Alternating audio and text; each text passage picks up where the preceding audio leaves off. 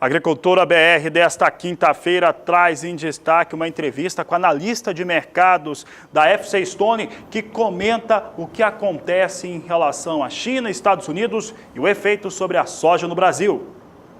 A soja na Bolsa de Chicago volta a subir nesta quinta-feira, depois de arrasar fundo no dia anterior. Tem os dados em relação à oferta de café no cenário interno brasileiro para o setor industrial. E os novos preços mínimos divulgados nesta última quarta-feira pelo Ministério da Agricultura para o café, a laranja e o trigo aqui no país.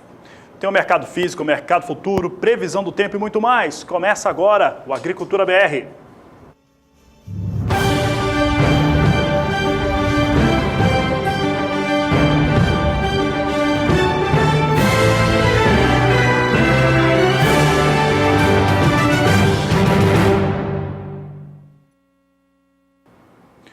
E o assunto agora volta a ser a situação de oferta de carne de frango BRF no quadro Agroações.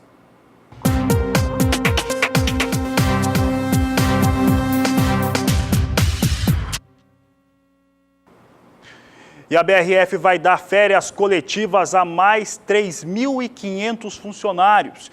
Isso colocando nas suas plantas industriais localizadas em Rio Verde, no estado de Goiás, e também outra no interior do estado do Paraná.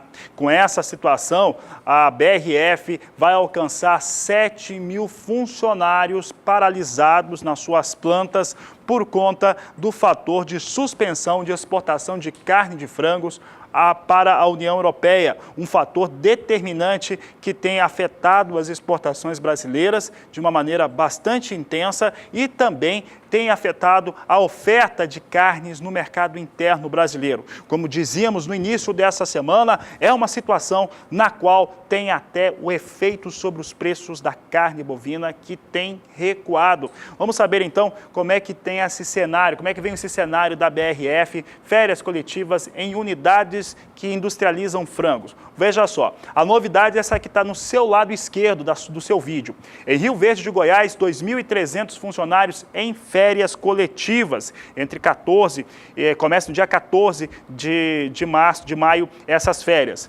Já no dia 21 de maio, começa em Carambeí, no Paraná, para 1.200 funcionários. É importante lembrar que a BRF já tinha dado aviso de que haveriam férias a partir dessa data, também de maio, em Capizal, em Santa Catarina, com 3.000 funcionários, uma grande planta em Santa Catarina, e também em Mineiros, no estado de Goiás, que conta com 623 funcionários. O ajuste de produção da maior exportadora de carne de frango do mundo segue a decisão do Ministério da Agricultura do dia 16 de março, que interrompeu a produção e também a exportação da BRF por conta de ter encontrado fatores que indicam salmonela em carnes exportadas.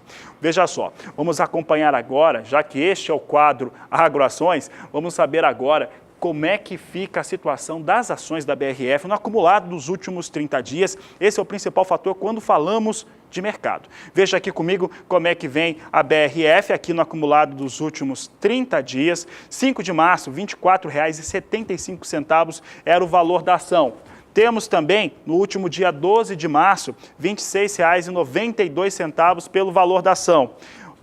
No dia 26 de março, R$ 23,23, dia 2 de abril, R$ 22,92, nesta última quarta-feira, R$ 23,06 para as ações da BRF S3, que é a sigla na qual é negociada a BRF. Há pouco, o BRF voltava a ter registro de quedas na B3 ou na Bolsa de São Paulo, desta vez com queda de 0,4%.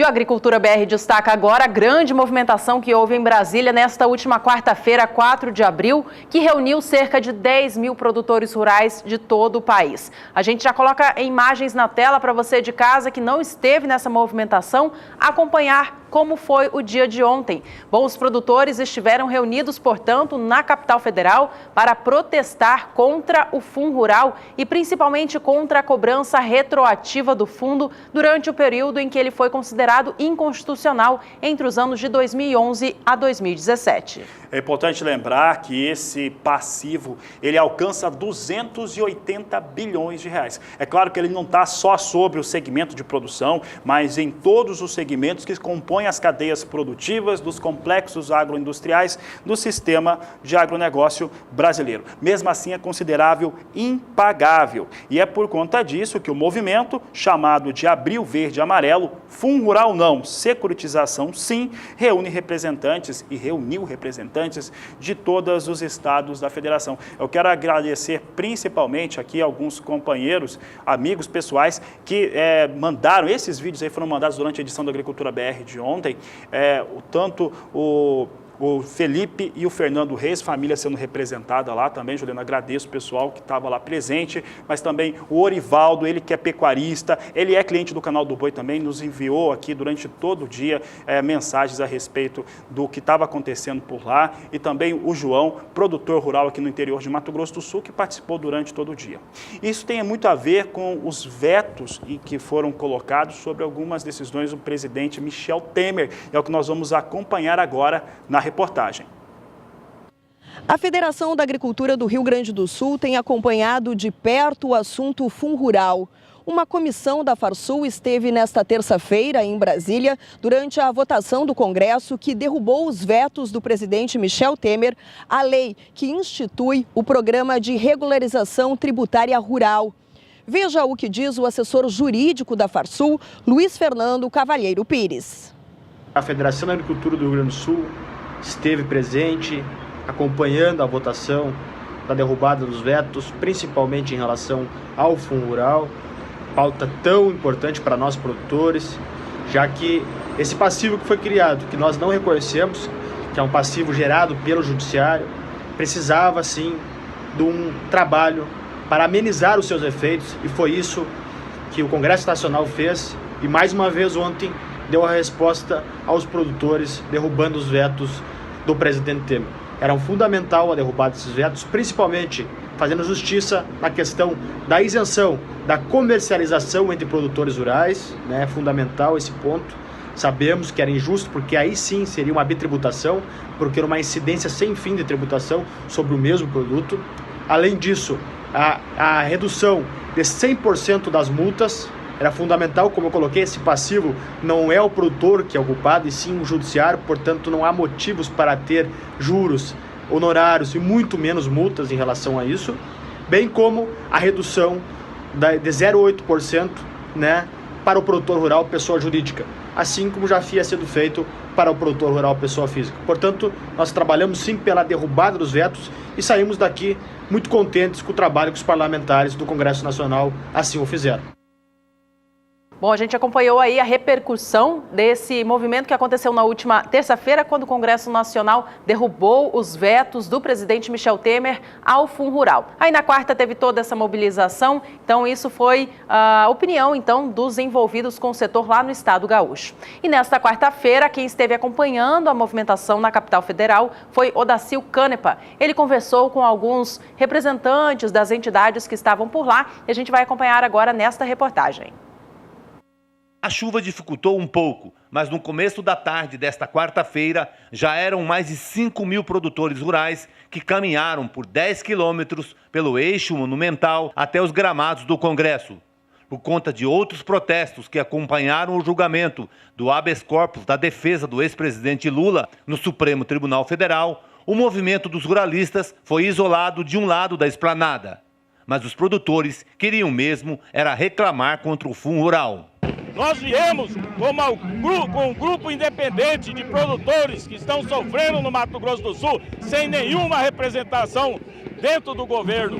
E com essa manifesto que nós fizemos, não só Mato Grosso do Sul, mas a nível de Brasil, os políticos se sentiram na obrigação, acuados, porque agora é a hora de voto, eles sentiram a pressão nossa e derrubaram o veto. Mas ainda tem muita coisa para nós, produtores rurais, ainda conquistar. Agora é a hora da gente saber e escolher a pessoa para nos representar em Brasília, representar o Mato Grosso do Sul na parte do produtor rural, que é o que carrega o nosso estado de Mato Grosso do Sul e carrega o nosso Brasil. O valor total da dívida do Fundo Rural seria mais de 200 bilhões de reais, segundo o levantamento dos produtores rurais. Que ela está atrapalhando muito o nosso trabalho do dia a dia dentro da agropecuária. Então, nós, como produtores, como consultores da área de pecuária, nós somos contra o Fundo Rural porque vem de encontro com toda uma situação que deprime a produção no Brasil, que deprime a luta do produtor rural em relação à produção brasileira do nosso agronegócio. O produtor precisa ter liberdade para se expressar e para produzir alimento para a nossa nação e produzir alimento para o mundo. Além desse protesto aqui na capital federal, os produtores rurais do Brasil prometem entrar na justiça contra o Fundo Rural. Odacil Canepa para o SBA. Na manhã desta quinta-feira, o jornalista Jorge Zaidan conversou durante o programa Bom Dia Produtor com uma advogada tributarista a respeito do Fundo Rural e o que muda agora depois da derrubada dos vetos do presidente Michel Temer ao fundo. Ela comentou também sobre o que pensa sobre a adesão do produtor rural, se ele deve ou não atender esse prazo. A gente vai acompanhar agora um trecho dessa entrevista. Os vetos foram derrubados. Como é que fica agora? Olha, o que mudou? A lei foi publicada em janeiro, permite um parcelamento do Fundo Rural. O produtor apura o seu saldo devedor, recolhe 5% de entrada dividido em 2 parcelas e o saldo remanescente dividido em 176 parcelas. A multa não existe mais? A multa tinha sido vetada e foi derrubada. Então agora é só o saldo devedor mesmo, só o principal. Não tem mais a incidência da multa que tem um impacto de pelo menos 75% no valor do cálculo. Então, isso diminuiu pela metade. O prazo de adesão ao parcelamento, ele vai até o dia 30. Na verdade, 30 de abril. De abril. Inicialmente era 28 de fevereiro, por conta dessa questão dos vetos, eles conseguiram prorrogar para 30 de abril e ainda eu ouço falar que ainda vai prorrogar um pouco mais. Mas hoje, vigente, é 30 de abril. Então, qual que seria o caminho? O produtor apurar o seu saldo dos últimos 5 anos, e últimos 5 anos nós estamos em abril, então seria abril de 2013 em diante, e analisar se ele vai fazer adesão ou não. O produtor... Quer dizer, até o dia 30 ele tem que optar pela adesão... Adesão e recolhimento da entrada já. Ou não, ele pode ficar quieto também. Ele pode não entrar, ele pode não fazer adesão. É o que muita gente está pregando. Ontem, inclusive, na manifestação em Brasília, muita gente pregou isso. Não só a cobrança retroativa, mas o próprio Fundo Rural também. O Fundo Rural agora, a partir de janeiro, ele está numa base de cálculo, ele continua incidindo sobre a receita bruta durante o ano de 2018 e a partir de 2019 o produtor pode optar entre folha de pagamento e receita bruta. Então, hoje eu entendo que a situação deu uma organizada na questão legislativa, a partir de janeiro. E ele diminuiu a alíquota, passou a ser 1,2. Então, o reflexo disso é muito grande. Então, o produtor ele começa a organizar a casa dele a partir de agora. Mas e o para trás? Sim, a minha opinião profissional, e eu ainda tenho orientado os meus clientes que são produtores e que não foram autuados, é não aderir. Porque ainda existe uma divergência de quem recolhe. Quem recolhe, não quem é sujeito passivo, mas quem recolhe. Se é o produtor... Não aderir à negociação. Na minha opinião pessoal, eu ainda tenho essa análise de que não é o momento ainda de aderir a esse refis. Tá? Ele foi um pouco... eu dei outras entrevistas e já falei isso, que eu acho que essa norma foi um pouco assim, no desespero de, olha, o Supremo ainda não pacificou o assunto. Nem os embargos de declaração foram julgados. Ainda está numa fase de... Teve uma decisão que pode ser alterada. É pequena a chance de alterar, mas ainda pode ser alterada, porque foi só um voto que mudou. E o que pode acontecer a quem não aderir até o dia 30, ou até o próximo prazo, que pode ser prorrogado, o que pode acontecer? O produtor, olha, a princípio é o seguinte, o produtor não tem uma dívida constituída, porque ele nunca declarou isso. Tá? Ninguém declara e deixa de recolher. Então, ele não tem uma dívida. Se ele for lá tirar um extrato, ele não tem uma dívida. O que acontece? Se você não fizer adesão, você tem a chance de ser fiscalizado. Porque aí, se você não fizer adesão, em tese você tem uma dívida que não está constituída, a Receita Federal, o INSS teria que vir, né, a Previdência vem e fiscaliza o produtor, e aí ele pode lavrar a autuação. Então, você fica com um risco de autuação. É um risco grande? É relativamente pequeno, porque se você imaginar que a Receita Federal sempre cobrou do adquirente, por quê? É um adquirente para 50 produtores. Então, hoje ele teria que ter uma mão de obra para fiscalizar a quantidade absurda de produtores que nós temos. Então, a tua chance de ser fiscalizada é pequena. Então, cada ano que passa prescreve um ano. Então, se fizer adesão, você regulariza a tua casa. Se você não fizer, você fica sujeito a uma fiscalização.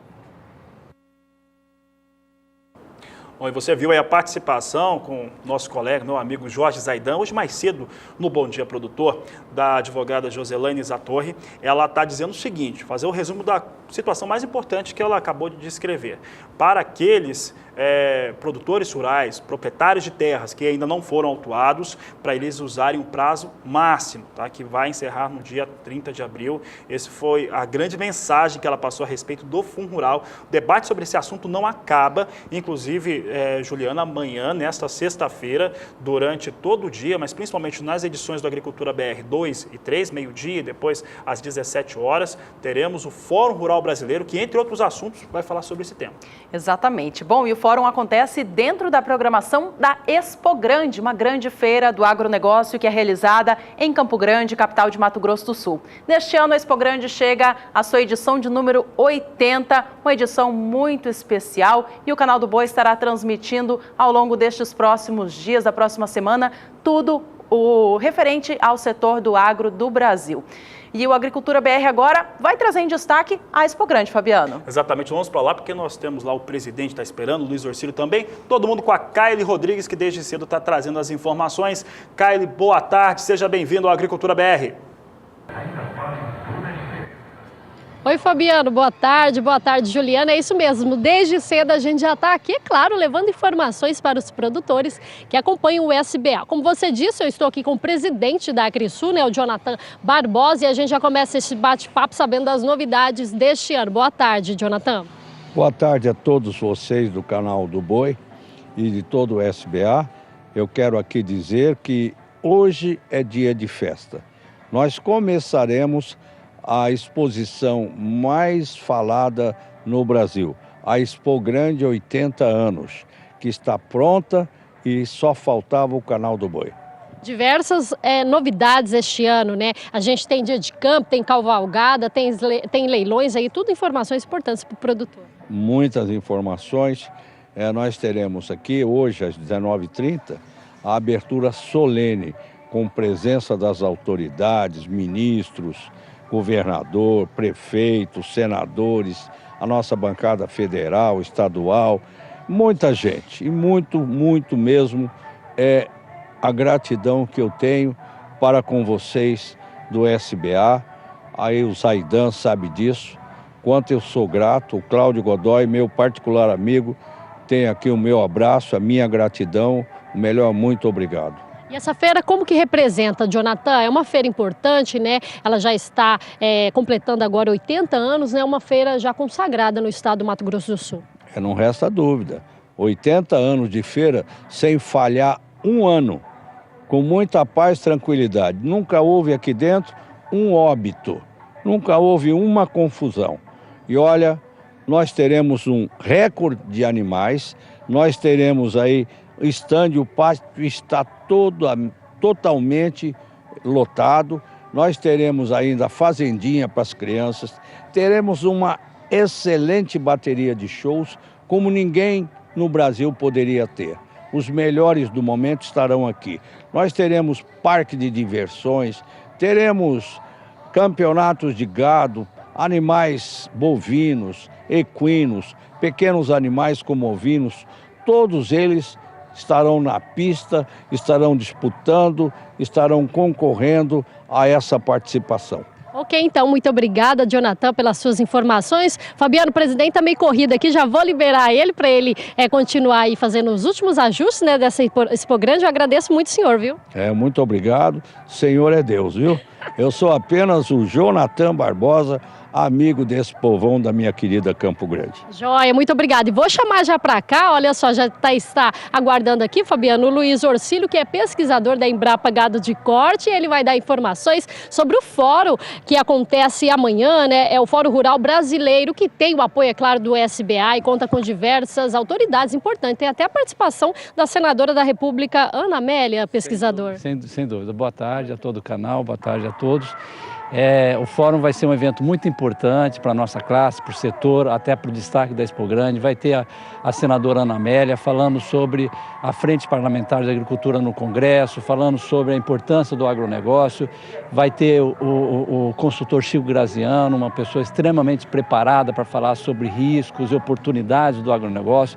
Nós vamos ter um colega também, um pesquisador da Embrapa, o Gustavo Castro, que trabalhou junto na equipe do Dr. Evaristo Miranda, naquele trabalho até que foi comparado com a NASA sobre o uso do solo, né? Um trabalho importante para a gente saber quanto que o produtor preserva. Enfim, né? Nós vamos ter o diretor da Embrapa Nacional hoje, né? O Dr. Kleber, que já foi chefe da Gado de Corte, então é uma honra para a gente ter e é uma honra receber, né, todos os produtores, técnicos, estudantes, empresários que estão na cadeia do agronegócio para vir debater e nos unir, né, para fortalecer em defesa do setor. E é um fórum nacional, acontece aqui no Mato Grosso do Sul durante a Expo Grande, mas é bom frisar isso, né, Luiz Orcílio, que as informações aqui é um apanhado aí nacional da nossa pecuária. Exatamente, inclusive com o apoio do Canal do Boi, nessa transmissão ao vivo para todo o Brasil, nós vamos receber então perguntas e debater com todos os produtores do Brasil todo, né, tem a participação aí de público e é uma honra aqui para a Expo Grande, 80 anos, realizar esse fórum que a gente quer que realmente seja um evento tradicional aqui para a nossa terra. Lembrando que o Agricultura BR, né, Fabiano, você amanhã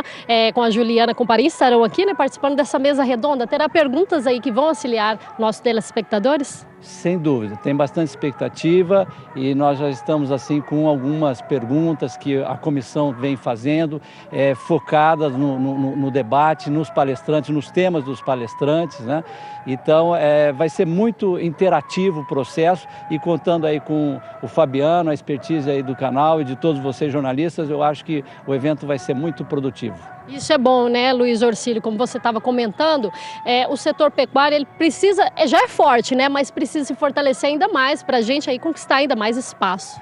Isso é importante, né? É o setor mais competitivo da economia nacional, né? É responsável por praticamente 25% do PIB, com quase 30% da mão de obra ativa no país. Quer dizer, é um setor muito importante para a sociedade brasileira. Quanta oportunidade nós temos ainda para avançar nesse setor. O mundo precisa. Nós exportamos muito alimento para o mundo. Estamos entre os 3 maiores países exportadores de alimento para o mundo, né? E somos aquele que mais tem potencial de produzir, né? O Brasil precisa aproveitar essas oportunidades. Nós temos aí uma riqueza conservada, né? Nós precisamos avançar nos processos de remuneração por serviços ambientais, né? Para melhorar a renda da sociedade e desenvolver mais, né? Esse é o objetivo desse nosso debate. Ok, então muito obrigada, Luiz Orcílio, pelas suas informações. Conversei com o pesquisador da Embrapa Gado de Corte, né, que amanhã estará nesse simpósio aí rural muito importante, o Fórum Rural Brasileiro, né, que conta, claro, com diversas autoridades importantes. Bom, Fabiano, Juliana, é isso aí. Hoje tem a abertura oficial da Expo Grande 2018, que já está na sua 80 anos, né, 80 anos de exposição. E tudo aqui está sendo já movimentado, já está tudo certinho já para receber o público em geral. Volto com vocês aí no estúdio. Obrigado, Kaeli Rodrigues. Um grande abraço ao Luiz Orcílio. Amanhã estaremos todos lá, a equipe do Agricultura BR, transmitindo esse Fórum Rural Brasileiro dentro da nossa segunda e terceira edição. Ao meio-dia, teremos a participação da senadora Ana Amélia, do Rio Grande do Sul, PP do Rio Grande do Sul, também do diretor da Embrapa, Kleber Soares, e o Eduardo Riedel, ele que é secretário de Estado no Mato Grosso do Sul, participando da primeira rodada da mesa redonda, começando ao meio-dia meio-dia ou 11 horas no horário de Mato Grosso do Sul. Bom, a Agricultura BR segue agora trazendo em destaque o assunto soja.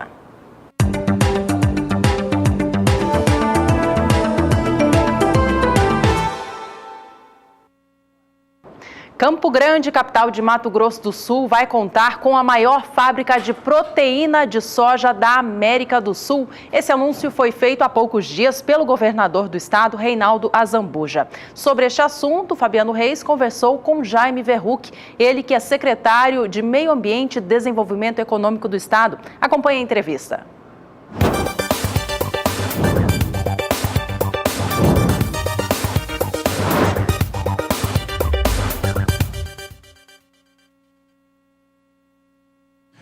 Eu vou conversar agora sobre um assunto importante que durante a última semana nós chegamos a falar na nossa programação a respeito dos investimentos da ADM em uma indústria de proteína de soja em Campo Grande, na capital do Mato Grosso do Sul. Para falar a respeito do assunto, eu vim aqui conversar com Jaime Verruc, secretário de Estado. Jaime, essa é uma informação importante, ela mostra também uma estruturação muito importante da ADM sobre o Mato Grosso do Sul, a ADM montando uma situação de indústria de proteína que seria a maior da América do Sul. Boa tarde.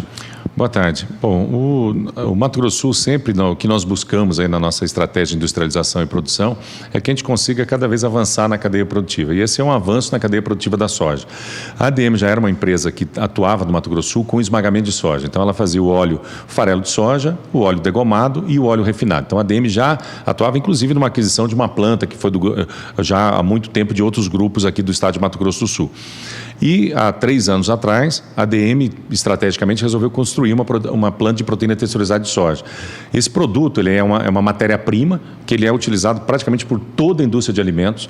No hambúrguer tem proteína texturizada, numa lasanha tem proteína texturizada, existe uma legislação em cima de proteína texturizada de soja. Então, é uma matéria-prima que vai ser utilizada para a indústria de alimentação. E a ADM ela já iniciou as atividades no Mato Grosso do Sul, ela é incentivada pelo Estado, um investimento relevante, são mais de 240 milhões de dólares. Eles foram financiados parte pelo Fundo de Desenvolvimento do Centro-Oeste, então também o fundo teve um papel importante.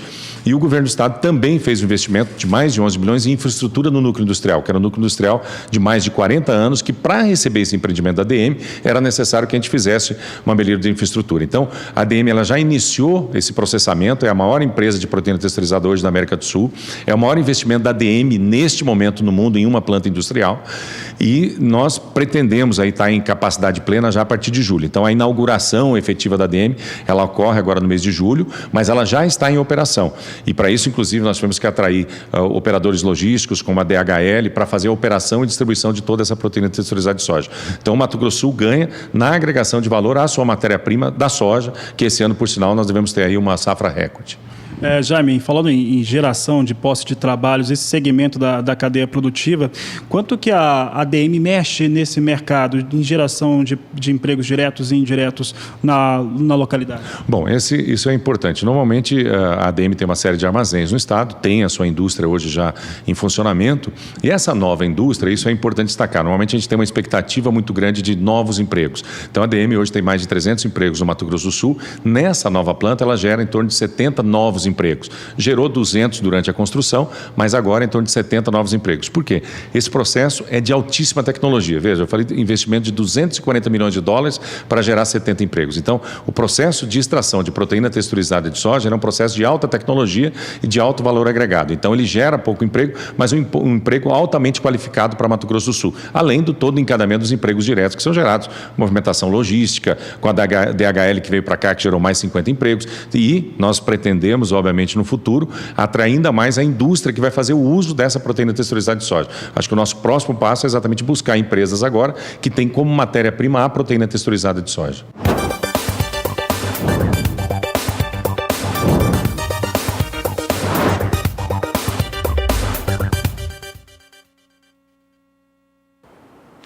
Aí essa entrevista aconteceu ontem. Eu fui lá falar com o Jaime Verruc na governadoria do estado do Mato Grosso do Sul, a ADM fazendo essa instalação importante para o desenvolvimento do setor no Brasil. Essa fábrica de proteína de soja é a maior da América do Sul, está localizada em Campo Grande. A inauguração deve acontecer no final do primeiro semestre. Canal do Boi, Agricultura BR estará lá. E olha só, vou continuar falando a respeito de assuntos importantes, porque chegou aquela hora de eu falar para você a respeito desse conflito, possível conflito. Estados Unidos, o governo norte-americano já deu uma recuada, mas de qualquer maneira, esse conflito, possível conflito comercial entre China e Estados Unidos, traz uma série de efeitos. Aí nós quisemos saber o que isso pode trazer de fato, porque o prêmio pago no porto para a soja já está melhor. Quem vende soja sabe muito bem do que eu estou falando. Mas aí nós vamos conversar com a analista de mercados, Ana Luísa Lodge, ela que é da FC Stone, que comentou o caso agora há pouco comigo. Ana Luísa comenta como que isso pode atingir a produção de soja brasileira. O anúncio de que a China vai taxar, as importações de soja dos Estados Unidos em 25% movimentou bastante o mercado ontem, com as cotações caindo bastante em Chicago, e trouxe dúvidas aí de como vão ser os impactos ao redor do mundo. A produção de soja é muito concentrada em Brasil, Estados Unidos e Argentina. O Brasil é o maior exportador de soja, o maior exportador para a China também. E essa taxação, aí, se realmente entrar em vigor, deve favorecer as nossas exportações ainda mais. As nossas exportações já estão no momento aí de alta, sazonalmente a gente exporta bastante soja no primeiro semestre do ano e a procura pela soja brasileira já está aquecida, tanto que os nossos prêmios nos portos aí, eles estão fortalecidos. Esse anúncio aí de uma taxação por parte da China do produto americano contribuiu para uma subida ainda maior dos prêmios nos portos e a procura deve continuar em alta. Só que no Brasil a gente tem uma produção muito grande, deve bater recorde de produção esse ano, ao redor aí de 116 milhões de toneladas, mas a gente consome bastante soja também no mercado interno. Então a gente não tem assim um balanço de oferta e demanda com sobras aí consideráveis que permitam uma elevação muito grande das exportações de soja. A gente deve bater recorde, sim, de exportação de soja, ficando ao redor de 69,5 milhões de toneladas, segundo a nossa última estimativa aqui na FC Stone.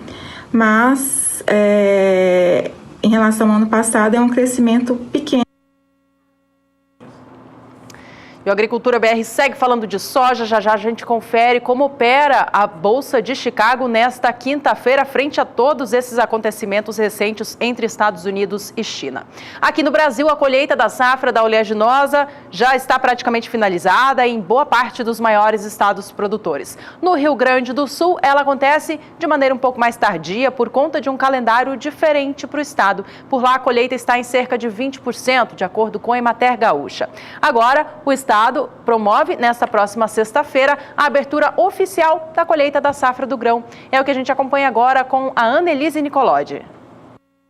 O Rio Grande do Sul abre oficialmente nesta sexta-feira a colheita da soja, a principal cultura de verão, que ocupa 5.700.000 hectares. A cerimônia acontece no município de Tupanciretã, na região central, que tem a maior área cultivada com o grão do estado gaúcho. O momento é de otimismo, já que o rendimento das lavouras está acima da média, com exceção, é claro, da região sul, que enfrentou um grande período de estiagem.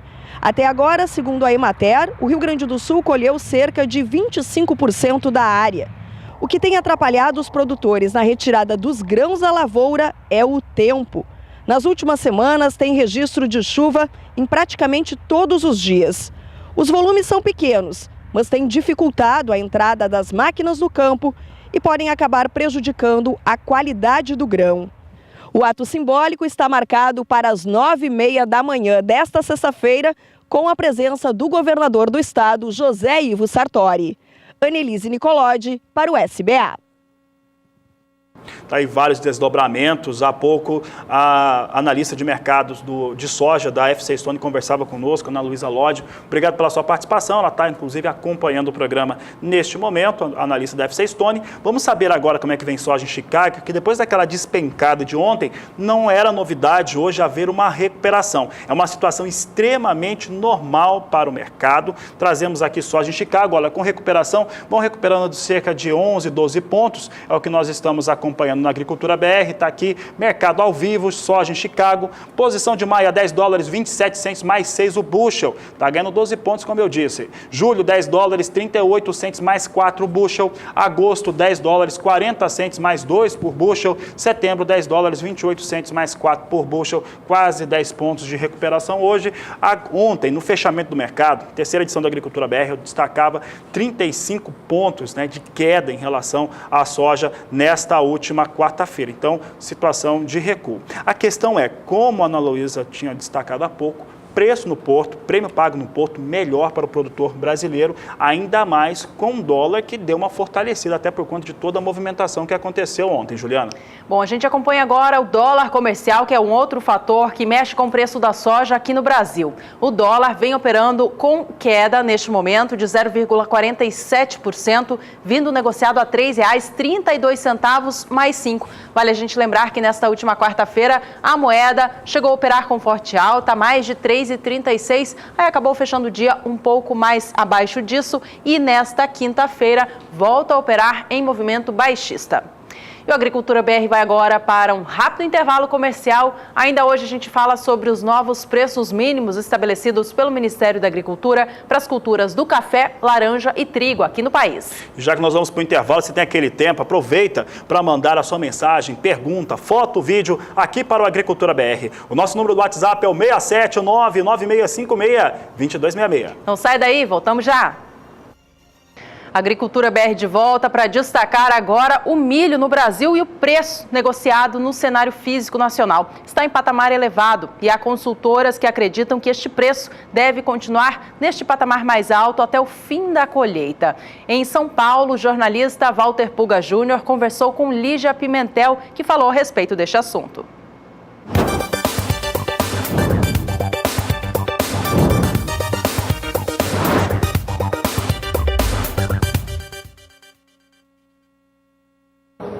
Lígia, é sempre um prazer recebê-la aqui. Você faz parte já daquele grupo de entrevistados do SBA que constantemente participa dos nossos programas. Mas hoje vamos falar um pouco de agricultura. Você é especialista em pecuária de corte, trabalha com pecuária, trabalhando com outras proteínas, mas acompanha produção agrícola. Milho tem preço em forte alta, recentemente uma leve baixa. Os preços do milho tendem a subir? A gente tende a ter preços firmes do milho, pelo menos até um esclarecimento melhor sobre a colheita da safrinha, né, Puga? Então a gente tem, por exemplo, dentro do Centro-Sul, a gente tem 35% colhidos já frente a uma média histórica aí de últimos 5 anos de 45%. Então isso mostra que nós estamos aí atrasados e acaba deixando aí uma pressão sobre o que tem disponível no mercado para consumo, né?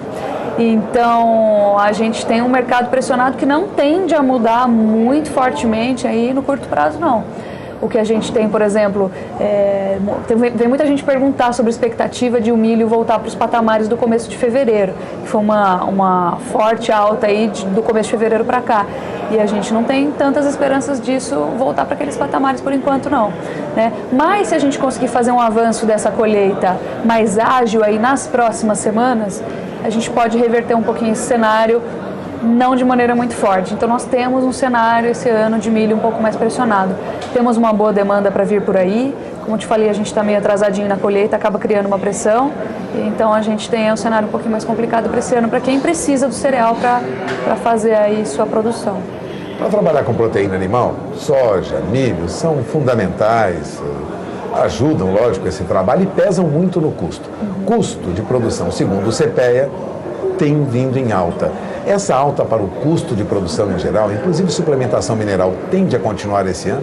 Tende a continuar um pouquinho mais firme também, né? Pela parte nutricional que entra aí bem forte. Se a gente comparar os preços do final do ano passado ou do começo do ano com esse ano, último semestre com o primeiro semestre ou o primeiro semestre do ano passado com o primeiro semestre desse ano, você vai ver aí que tem uma pressão muito forte dentro da participação dos grãos no custo de produção. E fora isso, a gente tem uma pressão um pouquinho mais acelerada aí por conta do dólar, que agora está começando a carregar na cotação. Então entra o dólar aí também forçando um pouquinho a questão dos minerais, maquinário, né, atrapalhando aí nos cálculos de depreciação. Então tudo isso que entra dólar na composição começa a pegar um pouco mais de pressão a partir de agora, junta com a pressão nutricional, reajuste de salários que acontece no começo do ano, e dentro da composição total de custo de produção a gente acaba verificando aí uma pressão um pouco maior, apesar da inflação, o modo geral, está baixa. Agora vamos falar para o produtor de milho, qual é a perspectiva que ele tem olhando para a pecuária. Você é uma especialista em pecuária. Produtor de milho que nos acompanha agora, mercado consumidor de milho no Brasil tende a crescer, a pecuária e a proteína animal, produtores de proteína animal tendem a consumir mais milho no país? Olha, Pulga, dentro da pecuária de corte, sim, a gente está vendo aí uma ampliação novamente do volume de animais confinados para 2018, como resultado aí de uma questão estratégica de manejo de pastagens, né? A gente sabe que a pressão de custos vem aumentando aí na última década em um ritmo muito mais acelerado, isso acaba tirando os ineficientes, forçando aí os eficientes a implantar tecnologia, e tecnologia é aceleração de engorda. Aceleração de engorda é os de milho. Então, assim, esse ano vai seguir na mesma linha. No ano passado ficou muito confusa essa projeção por conta de todas as intempéries aí que a gente enfrentou dentro do mercado, grandes incertezas, nenhum precedente em relação ao que a gente viveu antes para entender como ia se desenrolar, né, os grandes eventos aí de 2017. 2018 um pouquinho mais calmo aparentemente. Então, assim, acreditamos que os investimentos eles devem se manter, principalmente porque, apesar de ter apertado um pouquinho agora, nas últimas 2 semanas, preço do boi caindo, preço do milho subindo, a gente ainda tem possibilidade de margem. Então, isso deve manter os investimentos dentro da pecuária de corte, deve manter aí o consumo do milho ainda em alta. O que a gente vê como um problema para o vendedor de milho, para o produtor de milho, dentro da demanda, do cenário de demanda, é a questão da indústria do frango, né?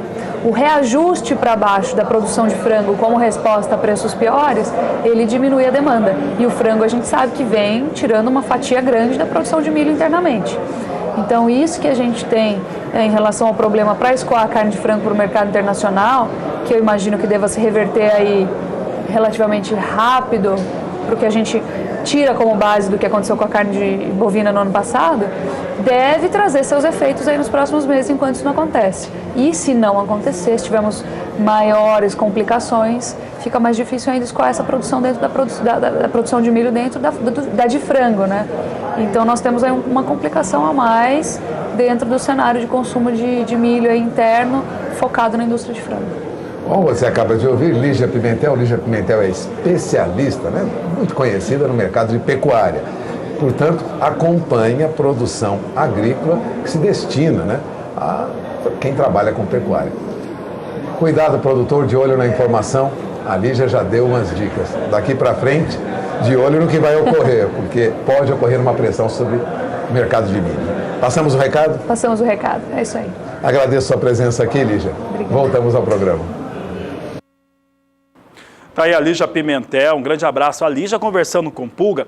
Olha só, a questão do mercado é isso mesmo, né? Tem essa integração que é tão importante. Quem trabalha com bovinocultura precisa estar muito de olho com o que acontece no mercado de grãos, porque é o fornecimento direto.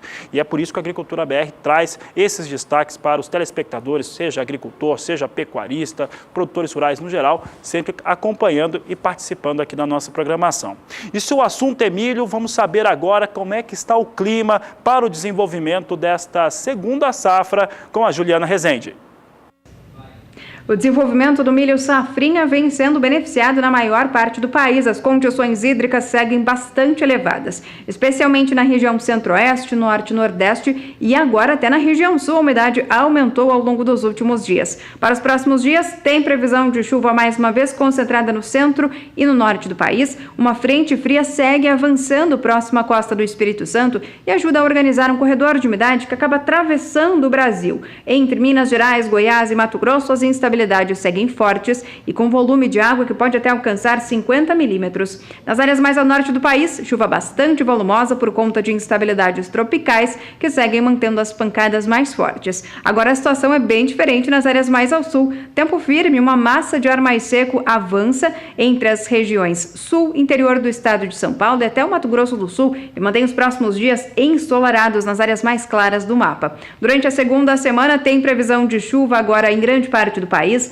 Volta a chover no Centro-Sul. No Rio Grande do Sul, os acumulados ficam em torno de 30 milímetros em 5 dias. Nas áreas mais ao norte do país, a chuva segue intensa e também com alto volume de água. Pode chover até 130 milímetros entre o Maranhão até o Ceará. No decorrer do terceiro e último período, as instabilidades agora, a partir do dia 15 de abril, ainda seguem de maneira mais fracas no Centro-Sul. Nas áreas mais ao norte, a chuva volta a perder intensidade entre os estados do Pará, Maranhão e também grande parte do interior do Nordeste, e as instabilidades tropicais mais fortes migram para a faixa oeste da região norte. Então, durante as próximas semanas, tem previsão de chuva mais fraca na maior parte do país, especialmente no Centro-Sul. A expectativa é de que, mesmo com essas instabilidades mais fracas, ainda sigam mantendo o solo com boas condições hídricas para manter as lavouras de milho safrinha com bom crescimento. Olha, Juliana Rezende, olha só, vamos trazer agora as informações sobre como que vem os negócios com milho lá na Bolsa de Chicago, uma referência internacional importante. Milho nesta última quarta-feira, por conta das decisões da China de retaliação contra os Estados Unidos, até recuava, mas não muito, porque a China não é um grande comprador de milho norte-americano. Observe que a posição de maio vem a $3,86 mais 75 bushel, uma alta de 1,50%. A posição de julho também vem com alta em torno de 1,5%, com negócios a $3,95 por bushel. Posição de setembro, $4,02 mais 50 por bushel. Assim vê os negócios com milho na Bolsa de Chicago neste momento. E a gente vai para mais um rápido intervalo. No próximo bloco, dados da Conab a respeito da safra de café do Brasil e também os novos preços mínimos para a cultura. Por falar em café, a indústria brasileira está dizendo que agora sim tem um equilíbrio de oferta. Finalmente deu aquela marca de 7 pontos que nós vamos explicar daqui a pouco no Agricultura BR. Voltamos em instantes. A oferta de café para a indústria brasileira foi considerada normal pelo setor pela primeira vez em mais de um ano. Esse fator acontece por conta dos cafeicultores que têm comercializado seu produto com um pouco mais de volume, com medo de preços ainda mais baixos com a colheita de uma safra que deve ser recorde.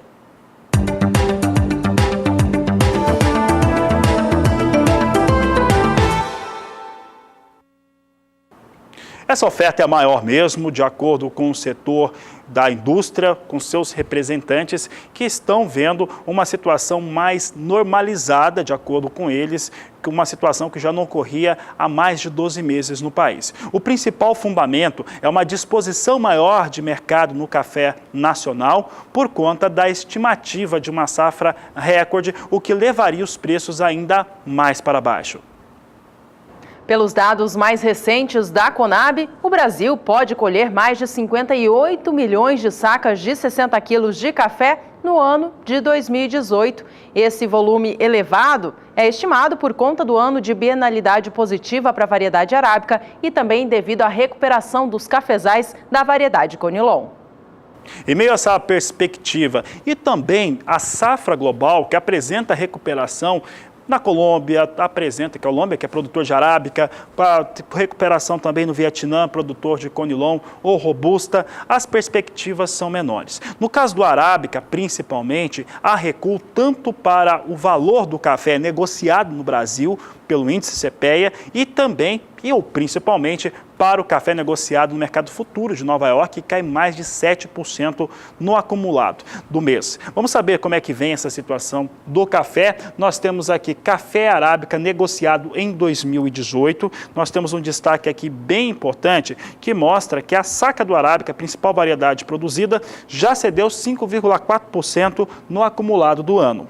Já os negócios na Bolsa de Nova York têm um recuo de 7,6%. E a Bolsa de Nova York, ela acaba trazendo essa pressão negativa ainda mais forte no cenário brasileiro. A ABIC, Associação Brasileira das Indústrias de Café, calcula um índice para ver o quanto de café existe disponível para a indústria desde novembro de 2016. O novo cálculo, que traz os números do fim do mês de março, mostra que esse índice está acima de 7 pontos, o que traz uma normalidade para esta relação de oferta e demanda. É a primeira vez que o índice chega ao patamar de 7 pontos. Veja que este índice, chamado de índice de oferta oferta de café para a indústria atingiu entre o período dos dias 26 a 29 de março 7,22 pontos, uma média chegando a 7 pontos. A marca desse índice vai de 1 a 9 pontos e, portanto, acima de 7 já é considerado normalidade. Em março de 2017, para a gente ter uma ideia da diferença dessa oferta de café no Brasil, naquela época o índice estava em 2 pontos, portanto, mostrando que agora, em 2018, volta à normalidade a oferta do grão para a indústria nacional. Como a Juliana destacava, no começo de 2017, na esteira da crise hídrica que se abateu sobre o estado do Espírito Santo, essa pontuação estava em 2 pontos. Agora, nos últimos meses, ela oscilava entre 5 e 6 pontos, mostrando oferta seletiva de café para a indústria. Agora, como você viu, supera a marca de 7 pontos, chega a 7,22 pontos e essa oferta vem principalmente do Arábica. Vamos saber então como é que vem os negócios com o café Arábica neste momento. É a Bolsa de Nova York, plataforma Ice Filters em destaque no Agricultura BR, posição de maio com alta de 0,34%, negociada a $1,17 a libra-peso. Posição de julho ganha também, nesse momento ganha 0,32%, $1,19 mais 30 libra-peso, e setembro volta a ficar acima de 1,21, agora $1,21 mais 45 a libra-peso, com alta de 0,30%.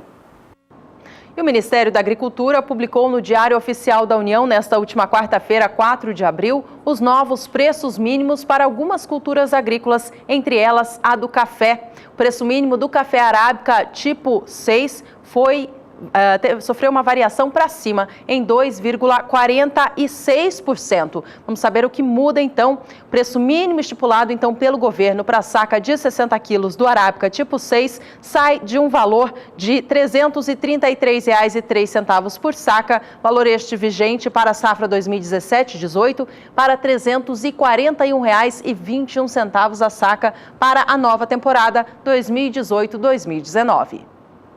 Já o café Conilon recuou 9,57% em relação ao seu valor. Acompanhe conosco como é que fica a situação agora de preço mínimo Conilon tipo 7, queda de 9,57%. O valor na temporada 17-18, mínimo, era de R$ 223,59 por saca e agora na 18-19, valor caindo para R$ 202,19 por saca, de acordo com o Ministério da Agricultura.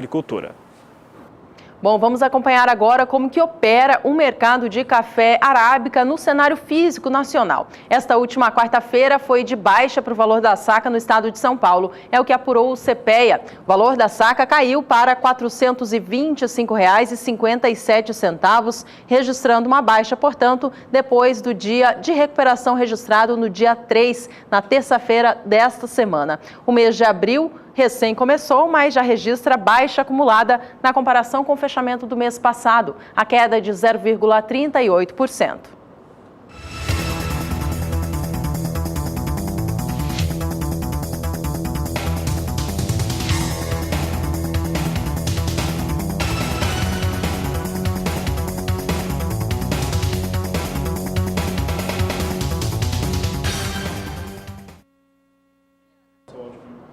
E enquanto a quarta-feira foi marcada por uma baixa no valor da saca de café Arábica, o mercado de Conilon viu os preços subirem. Na visão do CPEA, na apuração feita pelo órgão no estado do Espírito Santo, que é o maior produtor do Brasil, o valor da saca de 60 quilos do Conilon tipo 6 chegou aos R$ 314,89. Foi um dia de forte recuperação, voltando a preços praticados há algumas semanas. Vale a gente lembrar que o indicador do café Conilon chegou a arrasar fundo, quase perdendo o suporte de R$ 300 a saca na semana anterior, mas agora já recupera bem, volta a casa, portanto, dos R$ 314. Nesse início do mês de abril, a alta acumulada passa de 2%. Vamos saber agora como que vem a referência por Conilon no Brasil, é o Robusta, negociado na Bolsa de Londres. Vamos saber das posições negociadas sem muita alteração. Situação para o café Robusta é uma situação até que, de certo modo, bem resolvida, porque, por enquanto, não cede da marca de $1.700. Posição de maio negociada a $1.761 a tonelada, com alta de 0,34%. Já a posição de julho vem com situação de uma certa regularidade, estável, mas com viés de queda em 0,05%, 1.769 dólares a tonelada. Setembro, 1.758 dólares por tonelada, já vindo com queda de 0,10%. O café robusta segue nos seus patamares normais, naquela banda de negociação de 1.700 dólares até próximo a 1.800 dólares.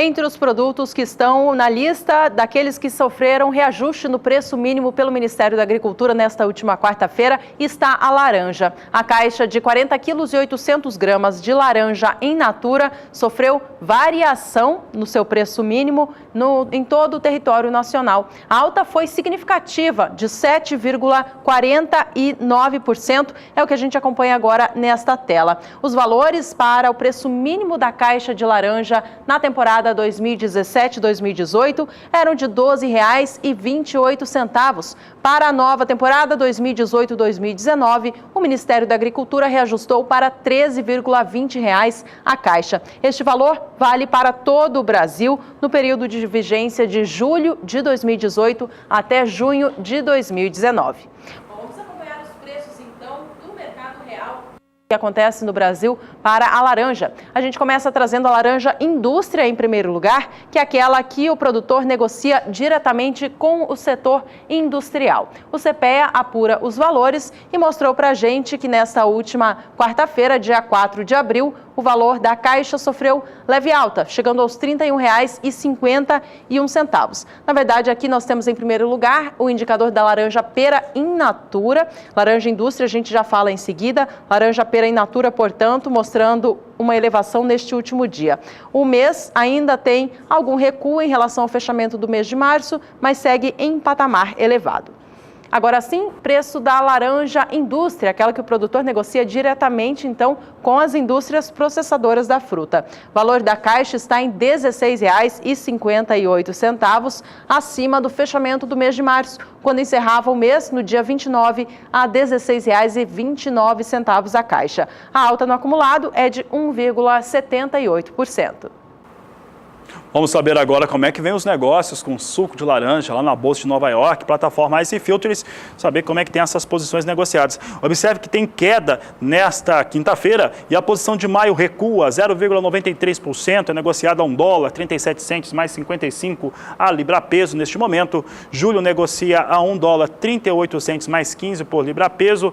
Perde 1,10%, queda também de um pouco mais de 1% para a posição de setembro, negociada a $1,38 mais 95 por libra peso. São os negócios neste momento com suco de laranja na plataforma Ice Filters da Bolsa de Nova York. É um indicador importante, até porque o Brasil é o maior produtor de suco de laranja e também o maior exportador de suco de laranja do mundo. Bom, Fabiano, vamos para mais um rápido intervalo, então. Ainda hoje a gente fala sobre algodão. Você de casa vai ver que no estado do Mato Grosso, praticamente todos os produtores da fibra têm a sua própria algodoeira. E olha, entre em contato com a Agricultura BR, você já sabe, você pode entrar em contato, mandar sua informação, pergunta, foto, vídeo, através das nossas mídias sociais, no Facebook, Twitter, e-mail e também no WhatsApp. 679-9656-2266. Voltamos já. E o assunto no Agricultura BR agora é o algodão.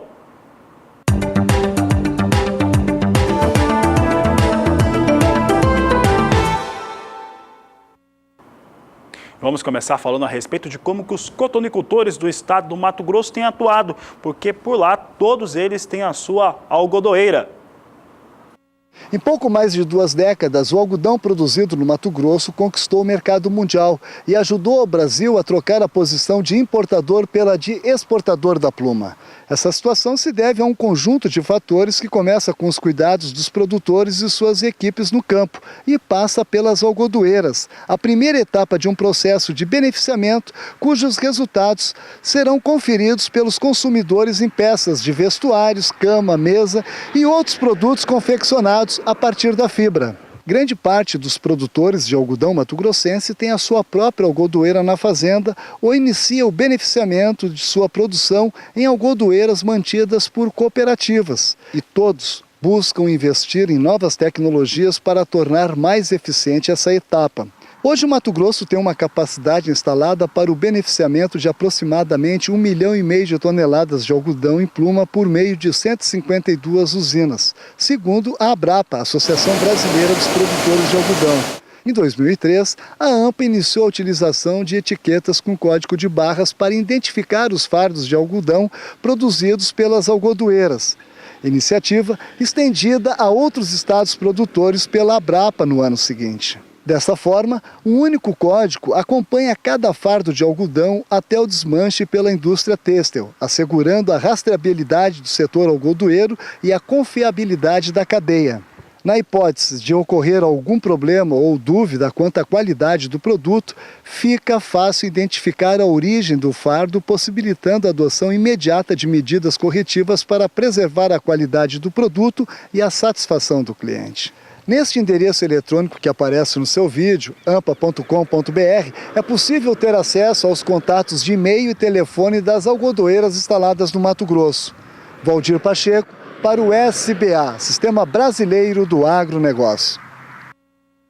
E o setor algodoeiro do Brasil vive neste ano um ano positivo.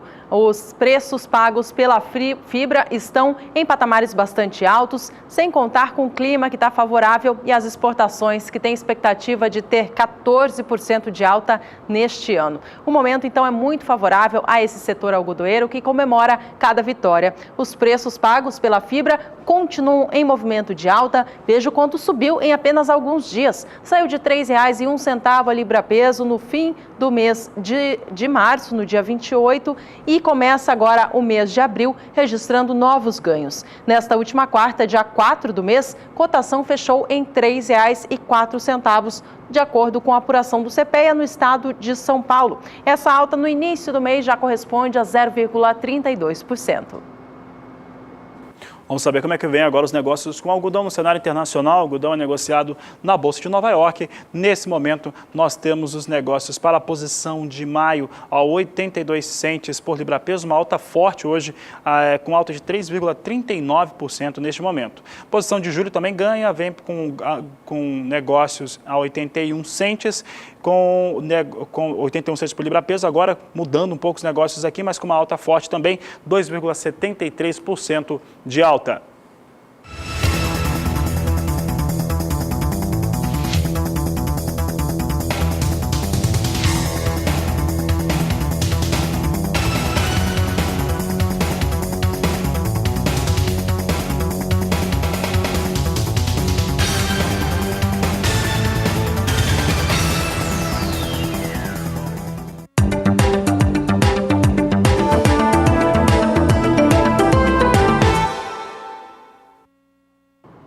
O Ministério da Agricultura atualizou o preço mínimo de algumas culturas agrícolas e publicou no Diário Oficial da União nesta última quarta-feira, dia 4 de abril.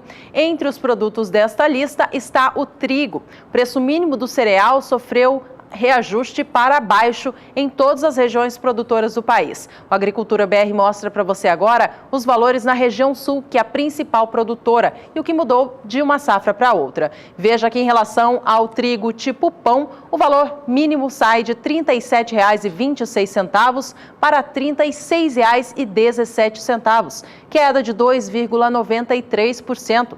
Já o preço mínimo do trigo tipo melhorador também caiu em 2,93%, saindo de R$ 39,02 na safra 2017-18 para R$ 37,88 para essa nova temporada 2018-2019.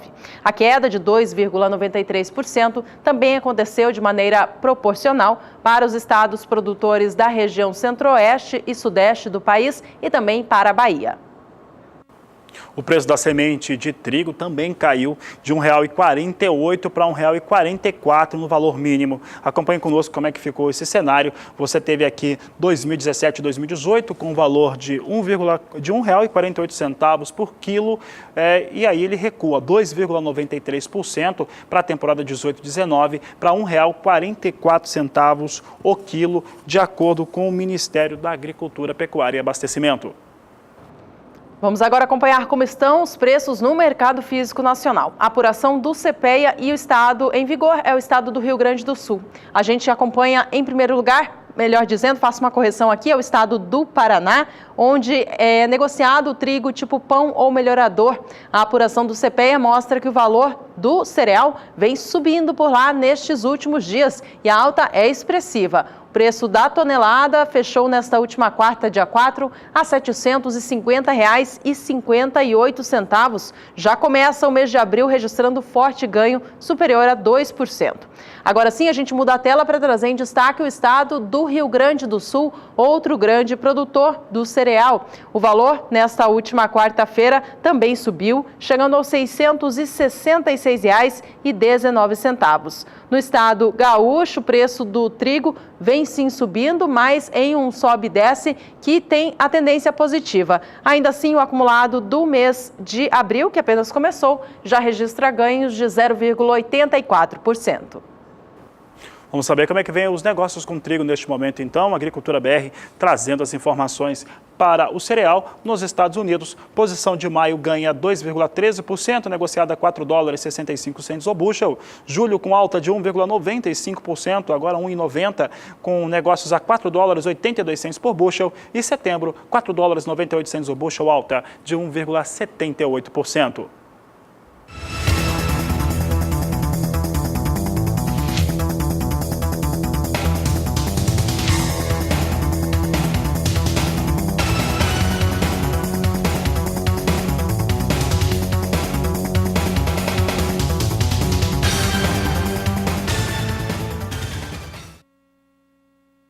Nós vamos para mais um rápido intervalo comercial, mas não se esqueça de participar do programa com a gente. Reserve esse tempinho agora para mandar uma mensagem para o número do WhatsApp do Agricultura BR, que é o 67996562266. Você participa mandando fotos, vídeos aí da sua produção e também com comentários ou até dúvidas. Bom, e daqui a pouco você vai saber como é que foi o balanço financeiro da Monsanto, bons resultados para a empresa norte-americana, principalmente por conta de soja e trigo. Não sai daí, voltamos em instantes.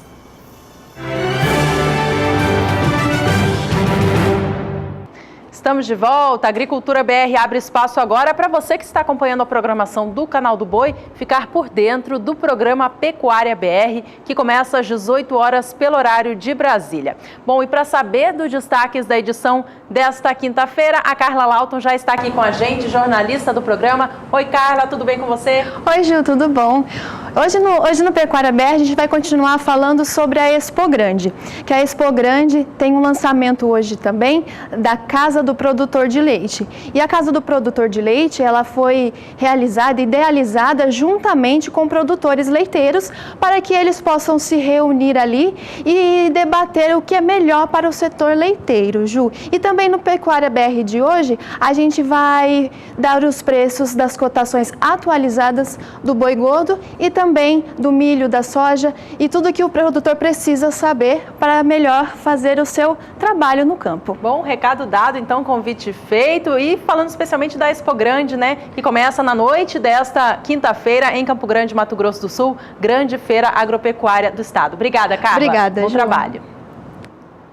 Ainda falando da Expo Grande, com as meninas, obrigado, Carla, pela sua participação, mas ainda falando de Expo Grande, lembrando que nessa sexta-feira a Agricultura BR é especial, porque vai trazer o Fórum Rural Brasileiro em destaque para todo o país, em 2 oportunidades, ao meio-dia, a primeira dentro da Agricultura BR, meio-dia, horário de Brasília, participação do Eduardo Riedel, secretário de Estado do Mato Grosso do Sul, temos também o Kleber Soares, ele que é um dos diretores da Embrapa, e também a senadora do Estado do Rio Grande do Sul, Ana Amélia. E vamos falar agora sobre as temperaturas no Mato Grosso, porque o mês de março foi muito quente por lá. Quem fala sobre o assunto é Valdir Pacheco. O mês de março foi marcado por altas temperaturas em todas as regiões do Brasil, principalmente no Nordeste e Centro-Oeste. Porém, as temperaturas mínimas oscilaram dentro dos padrões normal operados para o mês de março no Brasil, o que explica os padrões relativamente normais de graus dias acumulados em março. As informações são do boletim do Sistema Tempo Campo, que é produzido pelos professores do Departamento de Engenharia e Biosistemas da Escola Superior de Agricultura Luiz de Queiroz, USP-Exalc. No Mato Grosso, maior estado sojicultor do Brasil, os produtores estão finalizando a colheita da oleaginosa, com safra estimada muito próximo ou até superior à safra passada, mesmo havendo atraso no início da semeadura no ano passado. Este atraso afetou cerca de 50% da área de milho safrinha cultivada fora da janela ideal, fazendo com que a cultura fique mais exposta às condições meteorológicas adversas no final do ciclo, segundo o boletim. Já na região Nordeste, aponta o sistema Tempo Campo, as lavouras de soja do Piauí e Maranhão foram beneficiadas pelas condições do tempo, que favoreceu o crescimento das lavouras de soja. Já as chuvas nas regiões produtoras de Rondônia, Goiás, Mato Grosso do Sul, Pará e na região produtora de Matopiba aumentaram o nível de umidade no solo, garantindo melhores condições para o desenvolvimento do milho safrinha, algodão e feijão. Porém, apesar de atrapalhar as finalizações da colheita, a chuva, no geral, não está sendo prejudicial para a safra na maioria das regiões do país, visto que as produtividades observadas tendem a serem positivas, conclui o boletim. Valdir Pacheco, para o SBA, Sistema Brasileiro do Agronegócio.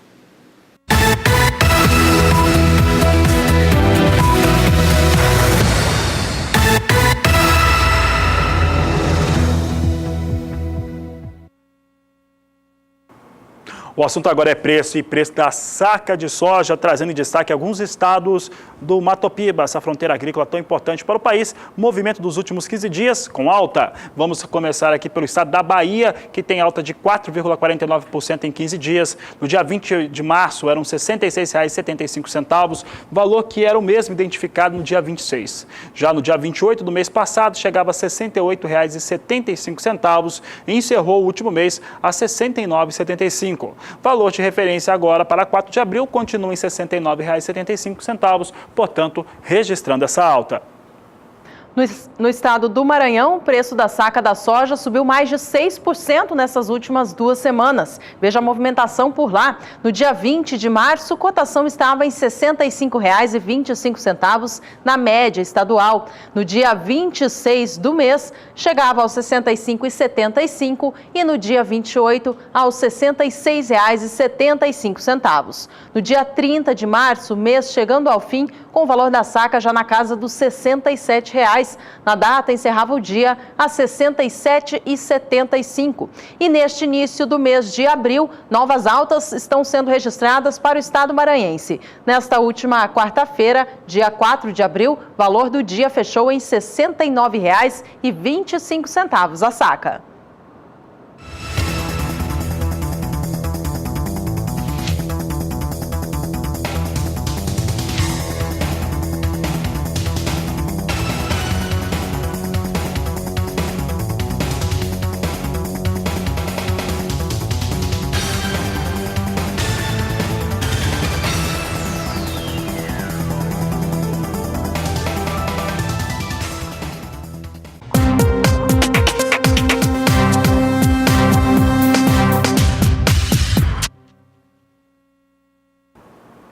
E a empresa norte-americana Monsanto reportou lucro líquido ao final do seu ano fiscal de 2 bilhões 260 milhões de dólares, de acordo com o que foi trazido no relatório para o mercado, divulgado pela empresa no final do expediente desta última quarta-feira. É que a Agricultura BR mostra agora, a Monsanto, que é uma empresa muito importante para o setor.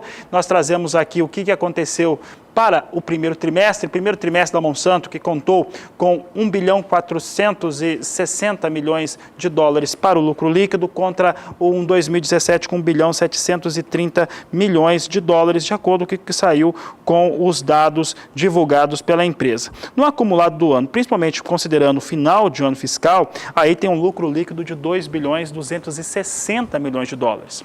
Um fator importante quando falamos de Monsanto é a fusão com a Bayer, que para muitos é uma aquisição da Bayer frente à Monsanto. E os dados que foram mostrados, principalmente dos órgãos reguladores em várias partes do mundo, vão dando como certa essa situação de fusão, o que acaba trazendo valorização para as duas empresas. Especificamente no caso da Monsanto, o aumento para o lucro líquido ao final do ano fiscal, ele está muito ligado à questão da soja e também do trigo. E o Agricultura BR está nos minutos finais agora e a gente retoma aquele assunto da guerra entre Estados Unidos e China, a guerra fiscal. A China anunciou nesta última quarta-feira a taxa de 25% sobre produtos norte-americanos comprados pelo próprio país, comprados pela China. Entre a lista está a soja, uma situação que causou uma grande movimentação no mercado internacional. A soja negociada em Chicago caiu com muita força no dia de ontem, queda de 45 pontos para algumas posições. Nesta quinta-feira, a Bolsa de Chicago volta a subir, recuperando depois da perda expressiva desta última quarta-feira. E é o que a gente vai acompanhar agora para saber se o mercado continua nesse movimento de recuperação. Soja volta, sim, a operar em alta no dia de hoje, com elevação de 1,28% para a posição de maio, que agora negocia o bushel do grão aos 10 dólares 28 centes mais 25. Posição de julho vem a 10 dólares 38 centes mais 75 por bushel, com elevação de 1,19%. E agosto a 10 dólares 40 centes o bushel, alta também superior a 1%. A gente aqui do Canal do Boi segue acompanhando o que acontece no cenário internacional envolvendo Estados Unidos e China para saber se há alguma mudança em relação a essa relação deles daqui para frente. Um dado importante, porque nós estamos recebendo aqui algumas participações de telespectadores, principalmente do estado do Mato Grosso, para que nós coloquemos de novo aquela entrevista que nós realizamos com a analista de mercado de soja da FC Stone, Ana Luísa Lodge, que participou conosco no começo dessa edição da Agricultura BR. O pessoal já está posicionando, mas olha só, um dado importante também de hoje, Juliana, é uma venda um pouco mais expressiva de soja que foi divulgada no relatório de vendas e exportações apresentado toda quinta-feira pelo Departamento de Agricultura norte-americano. Faz com que os americanos alcancem agora quase 52 milhões de toneladas que já foram comercializadas. A meta deles ali é um pouco superior a 57 milhões de toneladas de soja. Agora, um dado importante, aí atendendo aos telespectadores de todo o país, nós conversamos no começo dessa edição do Agricultura BR com a analista de mercados da FC Stone e ela comentava a situação de China e Estados Unidos e como que isso impacta a sojicultura brasileira. O anúncio de que a China vai taxar as importações de soja dos Estados Unidos em 25% movimentou bastante o mercado ontem, com as cotações caindo bastante em Chicago e trouxe dúvidas aí de como vão ser os impactos ao redor do mundo.